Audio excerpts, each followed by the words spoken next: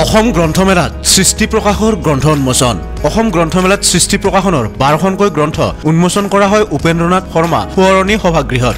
অনুষ্ঠানৰ আৰম্ভণিতে বিশিষ্ট কবি মীৰা ঠাকুৰ আৰু গণশিল্পী সূৰ্য দাসৰ মৃত্যুত অভাৱনীয় ক্ষতি সমাজ জীৱনৰ এই বিষয়ে অৱগত কৰি তেখেত দুগৰাকীৰ বিদেহী আত্মাৰ প্ৰতি শ্ৰদ্ধা জ্ঞাপন কৰি 1 মিনিট সময় মৌন প্ৰাৰ্থনা কৰি অনুষ্ঠান আৰম্ভণি কৰে গীতাৰ শ্লোক পৰিৱেশন কৰি সংস্কৃত ভাষাৰে শ্ৰী কৃষিকা কপিলে।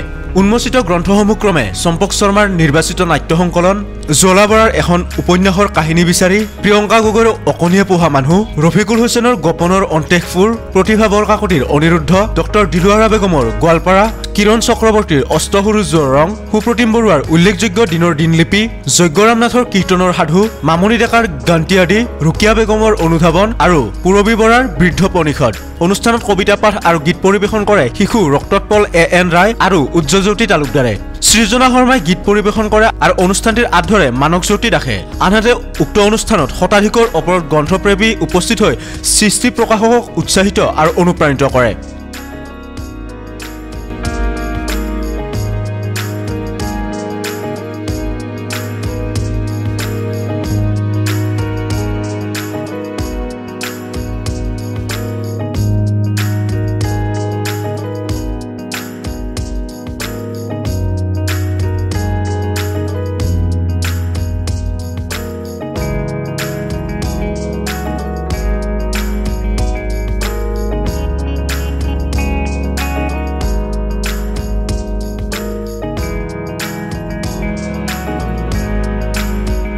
নিউজ ডেস্ক ৰিপৰ্ট, সংবাদ লহৰ।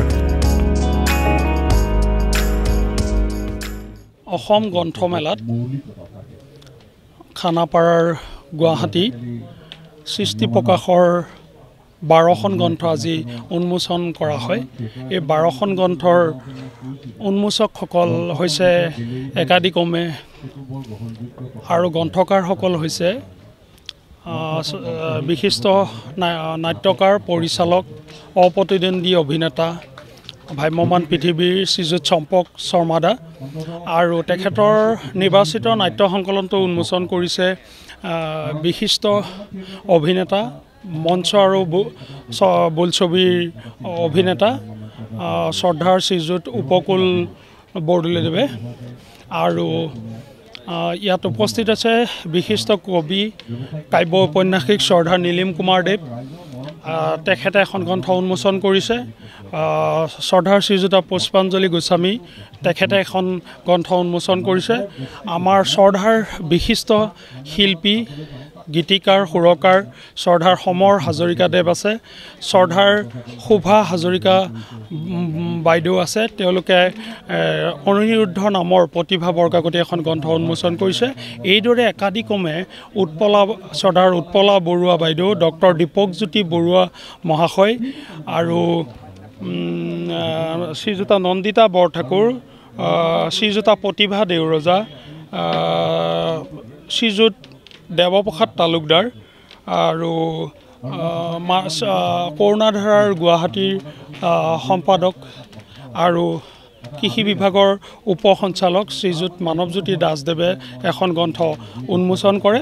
আৰু ইয়াত এখন বিশেষ গ্ৰন্থ উন্মোচন কৰা হৈছে শ্ৰীযুতা জ্বালা বৰাৰ গ্ৰন্থখন উন্মোচন কৰিছে ডক্টৰ অঞ্জনজ্যোতি চৌধুৰী মহাশয়। তেখেত বিশিষ্ট সাহিত্যিক আৰু সুচিকিৎসক তথা সুগায়ক। এইদৰে আমাৰ ইয়াত প্ৰায় 12খন গ্ৰন্থ উন্মোচন হৈছে। শ্ৰদ্ধাৰ নীলিম কুমাৰ দাই উন্মোচন কৰা গ্ৰন্থখন বিশিষ্ট কবি, গায়িকা, চক্ৰ বিষয়া শ্ৰীযুতা প্ৰিয়ংকা গগৈ বাইদেউৰ এখন গ্ৰন্থ নীলিম কুমাৰ দাই উন্মোচন কৰিছে। আৰু পুষ্পাঞ্জলি গোস্বামী বাইদেৱে কিৰণ চক্ৰৱৰ্তীৰ এখন গ্ৰন্থ উন্মোচন কৰিছে। এইদৰে এই গ্ৰন্থমেলাৰ এই অনুষ্ঠানটোত, সৃষ্টি প্ৰকাশৰ এই অনুষ্ঠানটোত যজ্ঞৰাম নাথদেৱৰো এখন গ্ৰন্থ উন্মোচন হৈছে। একেদৰে 12খন গ্ৰন্থ সৃষ্টি প্ৰকাশৰ দ্বাৰা প্ৰকাশিত আৰু 12জন বিশিষ্ট ব্যক্তিৰ দ্বাৰা আজি উন্মোচন কৰা হয়। আৰু গ্ৰন্থপ্ৰেমীৰ অভূতপূৰ্ব সঁহাৰি আৰু আমাক উপস্থিত হৈ উৎসাহিত অনুপ্ৰাণিত কৰাৰ কাৰণে সকলোকে ধন্যবাদ জনাইছোঁ। ধন্যবাদ। ভাল লাগিছে। মোৰ নিজৰে সৃষ্টিৰ 4খন নাটক নাট্য সংকলন আকাৰেৰে আজি গ্ৰন্থমেলাত উন্মোচন হ'ল। আচলতে সপোন বহুত থাকে, লিখাৰ এটা হাবিয়াস আছিল। তেনেকৈ এখন দুখনকৈ নাটক লিখি ইতিমধ্যে মোৰ 83খন নাটক ভ্ৰাম্যমাণৰ মঞ্চস্থ হৈছে। তাৰে আগতে দুখন ইতিমধ্যে কিতাপ আকাৰেৰে প্ৰকাশ পাইছে আৰু এইটো সংকলনত 4খন নাটক আছে। 4খন নাটক মই অসমবাসীলৈ উলিয়াই দিছোঁ। বহুতে মোক MSR গ্ৰুপ বহুত গাঁও ভূঞৰ পৰা নাটক বিচাৰি প্ৰায় ফোন কৰি থাকে আৰু মই তেতিয়াই গম পাওঁ যে একচুৱেলি নাটকৰ আমাৰ বৰ অভাৱ। পাণ্ডুলিপি হঠাৎ পোৱা নাযায়। যি 2-4খন আছে সেইকেইখনেই আজি যুগ যুগ ধৰি চলি আছে, ঘূৰি আছে, কৰি আছে। গতিকে তেনেকুৱা কিছুমান কথা ভাবি মই মোৰ এই নাট্য সংকলনটো আজি উন্মোচন হৈ গ'ল। গতিকে এতিয়া ৰাইজে হয়তো ক'ৰবাত বিচাৰিলে মোৰ ওচৰত নহাকৈও নাটক কৰিব খুজিলে নাটক বিচাৰি পাব। আৰু ইয়াত সৃষ্টি প্ৰকাশক স্বত্বাধিকাৰী আমাৰ অজিত ৰায়ক মই ধন্যবাদ দিব লাগিব। তেওঁ যথেষ্ট এই সংকলনটোৰ কাৰণে কষ্ট কৰিছে আৰু তেখেতৰ অনুপ্ৰেৰণাতে মই এই সংকলনটো আচলতে উলিয়াবলৈ সক্ষম হ'লোঁ। এইখিনিতে মই অজিত ৰায়কো মোৰ ফালৰ পৰা ধন্যবাদ দিছোঁ। গতিকে এটাই মই অনুৰোধ কৰোঁ, যিসকলে নাটক কৰে, নাটক মঞ্চস্থ কৰে, গাঁৱে ভূঞে বহুত আছে, হয় তেওঁলোকে এতিয়া অন্ততঃ সংকলন আকাৰেৰে নাটক পাব, য'ত 4খন নাটক আছে।